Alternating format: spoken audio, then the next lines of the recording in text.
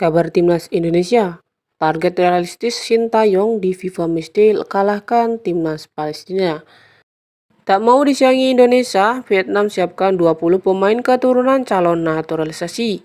Poin penting jika Timnas Indonesia berhasil kalahkan Timnas Palestina. Target realistis Sintayong di FIFA Matchday kalahkan Timnas Palestina. Sebelumnya, dua agenda FIFA Matchday yang dijalani Timnas Indonesia diperlakukan berbeda oleh pelatih Sintayong dan juga anak-anak asuhnya. Kemenangan jadi target saat bertemu Timnas Palestina. Sementara pengalaman bertanding melawan tim kelas dunia harus dimanfaatkan pasukan Garuda Muda saat berhadapan dengan Timnas Argentina. Sejak awal, Sintayong sepenuhnya sadar siapa yang dihadapi Marcelino Ferdinand dan juga kawan-kawannya nanti di laga di Surabaya dan juga di Jakarta. Pelatih asal Korea Selatan itu tahu bahwa lawan yang dihadapi Indonesia bukan timnas Curacao, timnas Burundi ataupun timnas Timor Leste. Setelah bertemu Palestina, Indonesia akan menantang juara Piala Dunia 2022, tim terbaik di bumi dan diperkuat salah satu dewa sepak bola. Melalui FIFA Matchday kali ini, saya akan berharap pemain Indonesia bisa berkembang.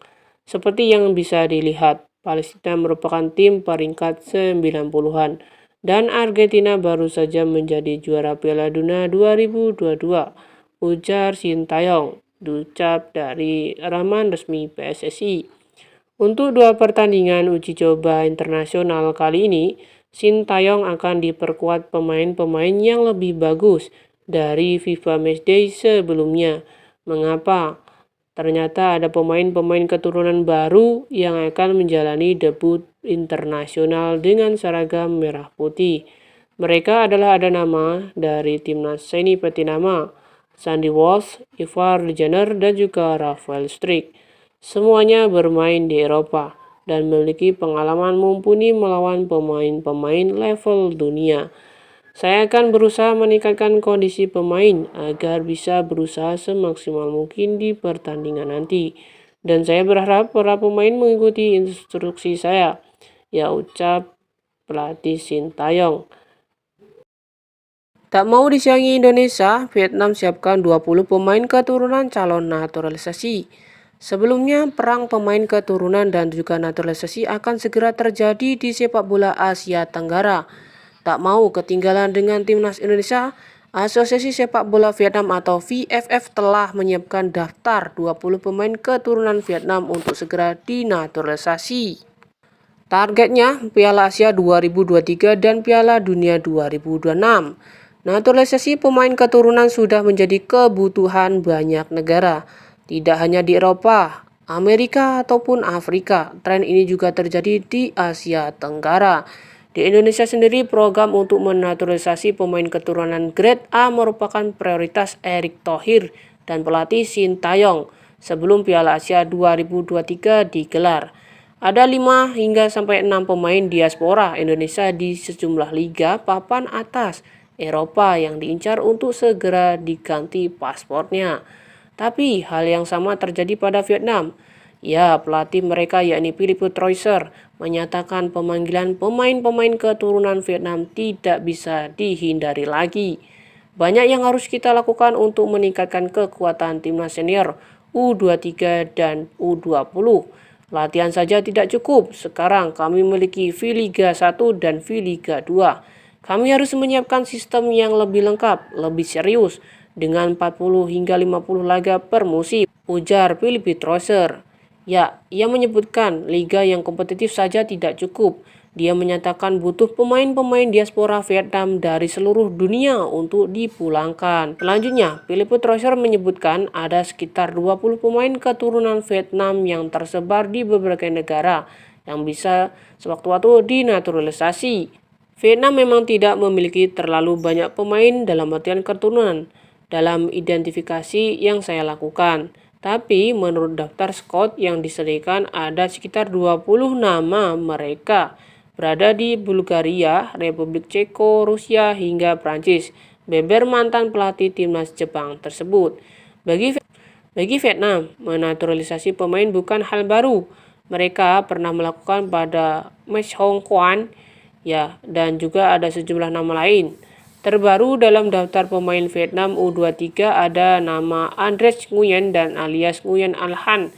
Pemain Sigma Olomouc di Republik Ceko disiapkan untuk kualifikasi Piala AFC U23 2024. Tugas saya hanya berbicara, berdiskusi dengan pemain, keluarga, dan juga membuat keputusan untuk dipanggil.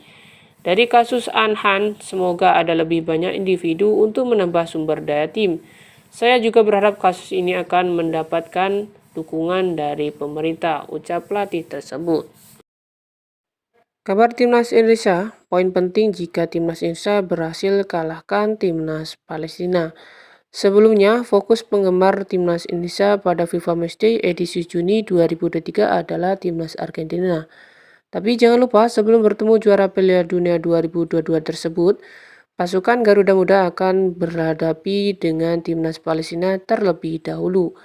Sebenarnya laga ini sangat penting karena akan terkait poin Indonesia di daftar peringkat FIFA. Indonesia versus Palestina akan diselenggarakan di Stadion Gelora Bung Tomo, Surabaya pada Rabu 14 Juni 2023. Ini bakal jadi pertandingan penting karena Palestina bisa dijadwalkan cermin sebelum Indonesia berhadapan dengan Irak pada Piala Dunia 2023.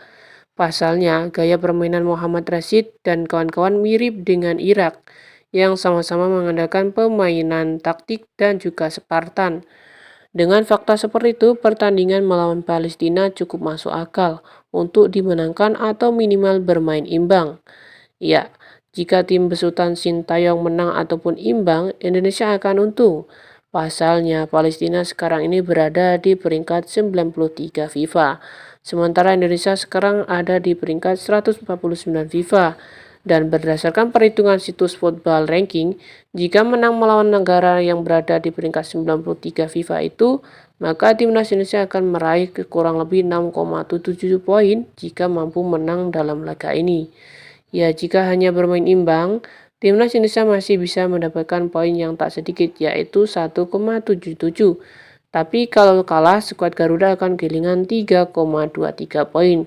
Kemenangan atas Palestina otomatis akan membawa Indonesia naik satu tingkat ke peringkat 148 dengan peringkat 1049,94 poin. Mereka akan menggeser posisi Liberia yang saat ini ada di posisi 148 selanjutnya, dan ini sedikit lebih baik dari 1046,14 poin yang dimiliki Indonesia saat ini di peringkat 149 FIFA. Bagaimana menurut kalian dengan pertandingan nanti Timnas Palestina versus Indonesia? Apakah Timnas Indonesia berhasil memindahkan peringkatnya dalam daftar FIFA?